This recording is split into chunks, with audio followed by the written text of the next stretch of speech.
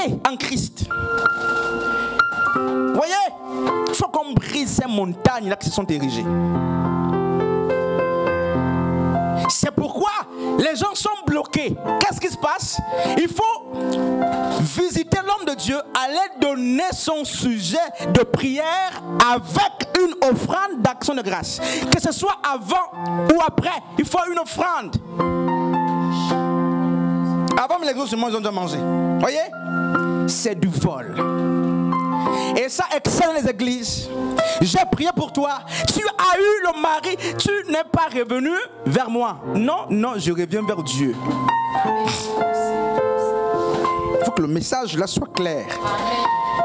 Dieu est celui qui était sur l'instrument. Je suis l'instrument. Si les bonnes mélodies sortent de moi, c'est pas le piano qu'on dit tu es merveilleux. On dit pas au piano tu es fort. On dit à Dieu merci. On vient témoigner devant l'homme de Dieu. Avec le pasteur, on a prié. Dieu a exaucé.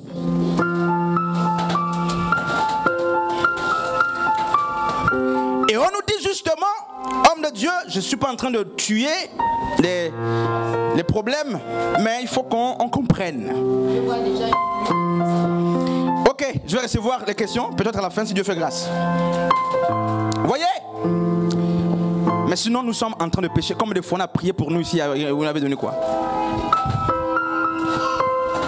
Et donc, pour aller très vite, dans la Torah de Moshe, avant l'offrande d'action de grâce qui était une bête qu'on mange, un animal, on va venir sur ça.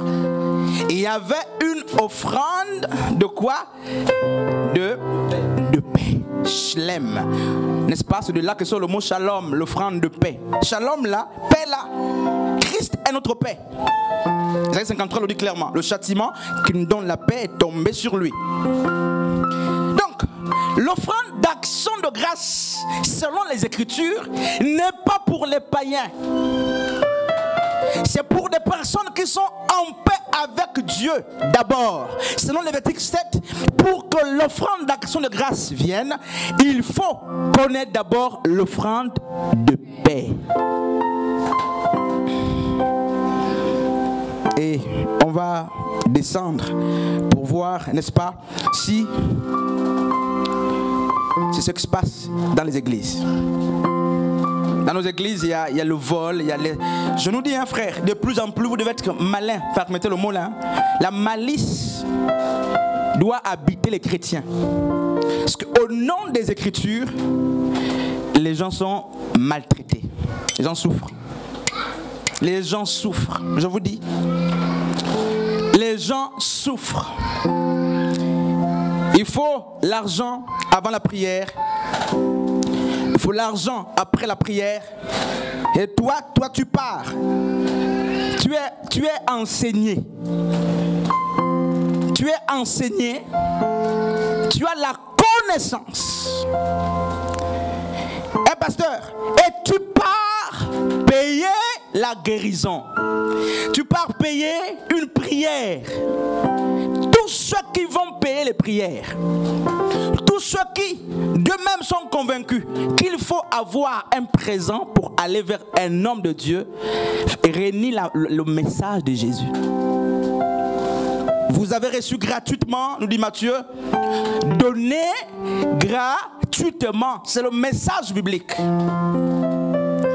Si un prophète dit, amène ça pour la prière, sauf quand c'est une action ponctuelle. Quand on parle des actions ponctuelles, on parle des actions qui ne sont pas répétées. La dernière fois nous avons prié ici, on a pris une bouteille d'eau, on a bu, c'est fini. Voilà, c'est inspiré, ça s'arrête là. Et si chaque culte maintenant il y a une bouteille d'eau, vous fuyez l'église. Je vous dis, vous dites non, là maintenant il y a un fond. Ça devient une doctrine qu'on veut instaurer. Dieu m'inspire de ne pas venir vide sur le pasteur. J'amène quelque chose. Mais si ça devient courant, je suis en train de renier le message biblique, je suis en train de créer une doctrine. Et ça fera que tous ceux qui n'ont pas là, ils n'auront pas voir les hommes de Dieu. Ils n'auront... Et ça fait mal aux gens. Les pasteurs n'ont plus mal. Et même les brebis qui font ça ont mal quand on leur dit ça. Pourquoi? Ils sont habitués à entendre les choses qui font plaisir à l'oreille. Puisque tu crois que tu peux acheter la prière. Tu peux acheter une prière?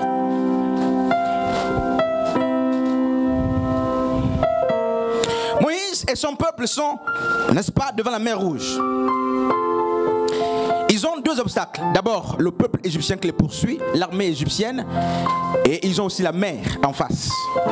Alors, qu'est-ce que Dieu a dit à Moïse, au peuple d'Israël? Quelqu'un peut nous aider là? Qu'est-ce que Moïse a dit au peuple? Exode 14. Quelqu'un peut nous lire ça?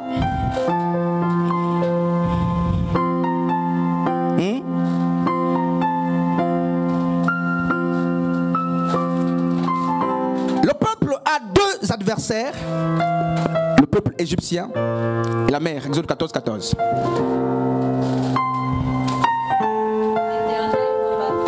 L'Éternel combattra pour qui? Pour vous. Et vous gardez le silence. J'aime ce texte, c'est un des meilleurs textes dans mon esprit. L'Éternel combattra pour vous et vous gardez le silence. Quelle exhortation. Parce qu'il y a pasteur Frédéric, il y a des moments où on veut être agité parce que la maladie nous agite. Il y a des moments où on veut être agité parce que le foyer est agité. Il y a des moments où on veut être agité parce que l'église ou le ministère est agité. On veut être agité parce que l'emploi est agité. Mais regardez ce qui se passe. Le peuple avait deux ennemis potentiels. La mer Rouge, un obstacle, et l'armée égyptienne derrière. Devant et derrière. Ils ne peuvent pas reculer. Ils ne peuvent pas avancer. Parce qu'il y a des obstacles partout. Mais là, Dieu parle par Moïse. J'aime la parole de Dieu. C'est une parole qui nous encourage, n'est-ce pas, à la tempérance. La tempérance, c'est pas quand tu es en face de quelqu'un, il y a des problèmes. Ça, c'est une menace. Un pasteur Frédéric. Et Dieu va dire quoi face à la menace? Il n'a pas dit contourner, percer la montagne ou grimper la montagne. C'est trois possibilités d'affronter une montagne. Mais il va leur dire, gardez le silence. Et si on prend littéralement garder le silence, ça veut dire quoi? Regardez. Ça veut dire quoi? Garder le silence, ça veut dire quoi, Edna? Rester sans parler. Non. Oui, rester sans parler, c'est être silencieux, mais l'esprit du texte, je veux l'esprit du texte. L'esprit du texte, la Bible dit, gardez le silence. Frère Johan, n'ayez pas peur. Je veux qu'on parte plus loin encore, plus loin. Il y a encore d'autres choses là-bas en bas. N'ayez pas peur. Restez stable, les choses bougent. Restez stable. On peut encore aller plus loin. Il y a d'autres mots. Il y a encore quoi? Restez calme. Je veux qu'on passe quelque part là-bas en bas. Gardez la foi. Gardez la foi, oui. Ayez confiance. Donc, dans rester silence là, vous voyez comment ça, il y a des choses? Pas de trouble, pas d'inquiétude. Restez en paix. En fait, c'est ce que le Seigneur était en train de dire face à l'adversité. Le silence là, c'était là. Reste joyeux, restez en paix. Si vous avez à manger, mangez là. Si vous devez sourire, souriez. Si vous devez vous réjouir, réjouissez-vous. Pourquoi? Parce que cette bataille appartient à Dieu. On dit, l'Éternel combattra pour vous, pas vous là. Il y a quelqu'un qui va combattre pour toi. Dors. Est-ce que, regardez, je me suis réveillé un jour, très tard, la porte était ouverte. En fait, je n'ai pas mis les clés. Je demande, qu'est-ce qui s'est passé là? À l'ancienne maison, même la porte dormait ouverte, grandement ouverte comme ça. C'est-à-dire la porte est retirée comme ça complètement. Tu as dormi, tu te réveilles le matin à 4h, 5h, 3h, mais la porte est ouverte. Et tu tombes sur ça comme ça. Parce que quand vous dormez, je ne vais pas me rentrer dans un autre message, hein. Quand vous dormez, parce que la Bible nous dit quoi, ce gars-là? Dans le sommeil, pas le sommeil littéral. Vous voyez, c'est Dieu qui me siffle ça. Parce que aucun pasteur ne veille sur une âme. Parce que c'est ici qu'on veille sur les âmes par la parole, par les choses comme ça. Mais quand je dors là, c'est pas moi qui veille sur vous. Moi aussi, on veille sur moi. Il y a quelqu'un qui veille sur nous tous. Oh, pasteur, entrez prier pour la nuit. Non, moi je dors. Moi, j'ai appris à bien dormir, frère. Parce que le ministère, on ne force pas les choses du ministère. C'est en vous. C'est comme on ne force pas ces choses. En 2 minutes, vous préparez un message. Il faut être justement rigoureux avec ce que vous faites. Je dors. Et donc, ce n'est pas moi qui veille sur le pasteur Frédéric. Quand je dors, je veille là, dans la parole. Je veille dans les prières. Quand je dors, lui et moi avons un seul élément qui veille sur nous. Dieu dépêche les anges pour veiller sur nous. Et lorsque le peuple est en face de 2 adversaires, la Bible dit quoi? Restez calme, silencieux. Il n'y a plus de silence à l'église. Parce que quand il dit restez calme, c'est n'ayez pas d'inquiétude. Si tu vois ton foyer prendre feu et quelqu'un te dit reste calme, tu vois les études prendre feu, quelqu'un te dit reste calme, reste calme, reste calme. Et Dieu a ouvert, n'est-ce pas, la mer, ils ont traversé, bref. Et plus loin, qu'est-ce qui se passe? Quand ils sont sortis, il y a eu un premier geste. Myriam qui était prophétesse, donc Mariam, la sœur de Moïse et Aaron, qu'est-ce qu'elle a fait?